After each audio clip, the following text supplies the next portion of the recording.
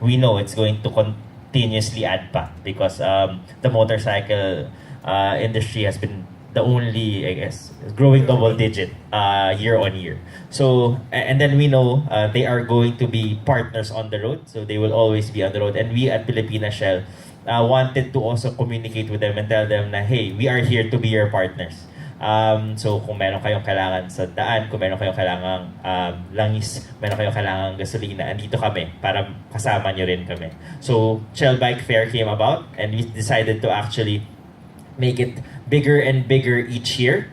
And actually going all around the Philippines na. So we've been to Metro Manila, Mindanao, CDO, Davao, Cebu, Bicol, Baguio, and now back at Metro Manila again from the past 4 years to really just share to the riders that we are here with them and to also thank them for all the support that they have for our product Shell Advance and Shell V-Power as well. So we recognize that being a biker, especially here in the Philippines, is not easy. So they face a lot of challenges, a lot of obstacles and roadblocks. But in our own little way, Filipina Shell would want to be able to use this platform of Shell Bike Fair to engage them, to make them happy even for a day, and to give them delight. Well, not just for this day, but to continuously encourage them to use our products and services because we know that this is their best partner on the road. Okay, good morning guys. My name is Christian Peña from techbeatph.com and lifeiscoollivepool.com. Hi, Christian. Hi, Christian. Question is, we know that the fuel prices are continuously on the rise. So what advantage can Shell as a company, including V-Power and lubricants, bring to the overall riding community? Kumbaga, what's in it if I go for Shell? Yep. I can go first. Well, we are always trying our best and looking for ways, as mentioned, to delight our customers or to at least alleviate this burden that they sometimes see it as a burden. So as mentioned, for example, for Advance, we do have an ongoing promo wherein we help them by giving them discounts on their fuel. So as mentioned, if they buy Shell Advance, they get as much as 10 pesos per liter off on gasoline. And that's for us a big help already to these bikers. And this is only available to bikers. So, just for motorcycle riders. And I guess just to add, siguro, our products and services talaga, because at Filipina Shell, we're looking to always give our world-class products and services. It's designed to give better performance and efficiency for if you're using Shell Advance. If you see it, it's 33%, ano yun nasa video? Enhances fuel economy. And then, better than the leading competitor, si Shell V-Power with the new Dynaflex technology is our best ever performance and efficiency fuel, which helps you run efficiently by having a cleaner burn of the fuel and making you go, I guess, have a better performance. So just with our using the products, and we've invested significant resources from financial to our technical experts to our partnerships with Ferrari and the other OEM car manufacturers and motorcycle manufacturers here in the Philippines to really come up with products and services that will help I guess the driving community at large in terms of giving a better performance and efficiency. Yeah. Actually, just to add on that, apart from performance and efficiency, which is essentially fuel efficiency, we educate them to use Shell Advance Ultra, which is helps on boosting on protection, eventually enabling the life of the vehicle to last longer, and that will help on costs as well.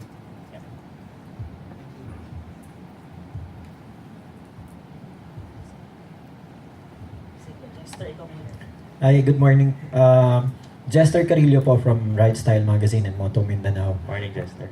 I have two questions po. No? So in promotion of Shell products, aside from the discount, are you considering to come up with your own loyalty card or privilege cards for the customers? Si Lori yung sasagot niyan kasi old life niya yun. Yeah, we do have, so I think as mentioned, we're always looking for ways to help our customers make their journeys better. So that is something that we have been cooking up and planning for. So Sige, I guess. Parang, Yes.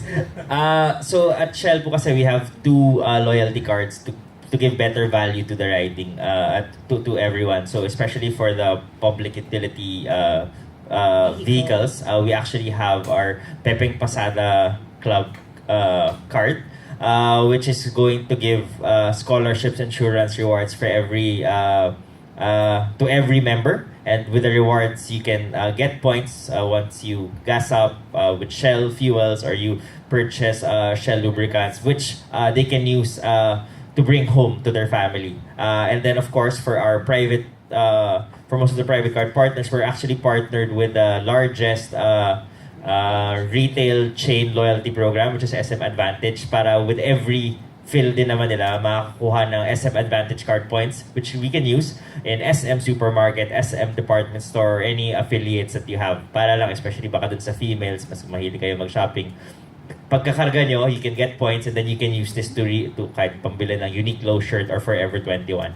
So, yun po yung current loyalty programs namin, and we are still always looking to evolve and make this better. And siguro, patikim lang, watch out for that space. Marami po kami magandang sorpresa ring ilalabas in the next coming months. Alright, thank you. Next question lang po. No? So, since yung Outriders is a nationwide parang challenge or search. Yes, thank you.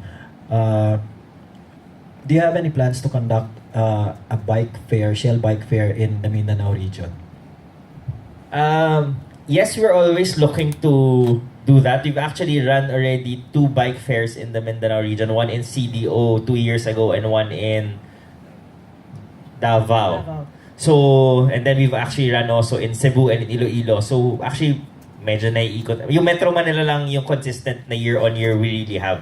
And then we look at kung saan pa yung emerging riders at saan yung kailangan namin makausap so that we will also bring our programs and campaigns to them, like Shell Bike Fair. So, like in Bicol, we also went there last year as well. So, pupunta pa kami, ikot pa kami kung saan kailangan. Titingnan lang namin kung saan talaga kailangan with everything. Yep. But apart from that, we do participate in most of the events, riding events in Mindanao. So, yun, we also see and we also have a relationship with the riding community there. Yeah. More questions? Yeah, good morning. Baka may tanong kayong technical. Mayroon kaming technical expert here. Good morning, I'm Brando Rosales from motopinas.com and also autoindustria.com. Hi, Brandon. Question ko lang, kasi diba ngayon yung panahon natin ngayon nagiging mas environmentally conscious yung mga tao, and I think siguro for a bigger part nagiging gano'n na rin yung mga Pinoy. Mm-hmm. Is Shell is Shell as a big conglomerate global corporation having plans to install electric charging systems in yung mga stasyon nyo dito sa Pilipinas? Sige, so siguro to reaffirm, we actually see that trend and that ng mga customers talaga globally, and at Shell we are actually very I guess kayang-kaya namin kasi we want to be the leading energy provider, not just in fuels or lubricants, but to be the mobility service provider for the world. And here in the Philippines specifically, we are bringing some of the electric vehicle charging technology. We will pilot it in certain sites in Metro Manila in the coming months. So, siguro by the end of the year or by early next year, we will have about 10 to 20 stations with electric vehicle charging here in Metro Manila already as well. So that's also one thing that we're starting to see. Given na meron ding mga ibang car manufacturers who have expressed that they want to bring in some electric vehicles. And of course, basta may ganong klaseng kotseng gumagalaw, Shell is always looking to give the right energy, whether it's fuel, electricity or lubricants, the right products and services para to give that mobility to the Filipino customer. Yeah. Yes, sir. Hello, ma'am. I'm Brian Olanday from Daily Tribune. Brian. Speaking of bigger and bigger each year, how about, is there any plan of international search, at least for Southeast Asia, for the first step or something like that? Wow. Thank you, sir. No? Pwede namin i-aspire yun. That's something... Well, to be honest, that's in terms of bike fair, that's something that we will explore. But we do have instances or platforms where we send, for example, we have an ongoing mechanical loyalty program or mechanical program. We call it Shell Advanced Masterclass. And there is an opportunity for us to send these mechanics for a competition internationally. So those types of things are what we have in the pipeline. Yeah. But for something like Shell Bike Fair, so I think that's something that we can explore. Siguro alam din naman namin here at Shell, Filipina Shell and the bigger Shell community, especially in East Asia, the motorcycle riding community has been skyrocketing more here rather than in the Western area. And each country probably sa amin has their own. So baka pwede namin pag-isipan kung paano, pero here, especially for me and Lori, yung pinaka-kailangan rin talaga namin is ma-nurture yung relationship with the Filipino riding community. So if meron din silang gustong ganong clamor, magkaroon at makapag-meet up pa with the others, baka with bigger bands, kung ganon, tingnan namin. Pero basta we have to make, ano lang namin, na we really will emphasize yung Filipino riding community muna. And in the future also, what we are considering is giving them an experience of MotoGP. So having some of our riders experience and witness MotoGP. Because we don't have this in the Philippines, but we have it in Malaysia, and Shell is a title sponsor of that. So that's something that we can offer to our riders. Yep. Thank you for the question. Na-curious lang po ako. Earlier po na-mention niyo about yung moto tourism. Meron na po ba kayong campaigns for that po? And how are you involving po yung mga Filipino riders po sa campaign?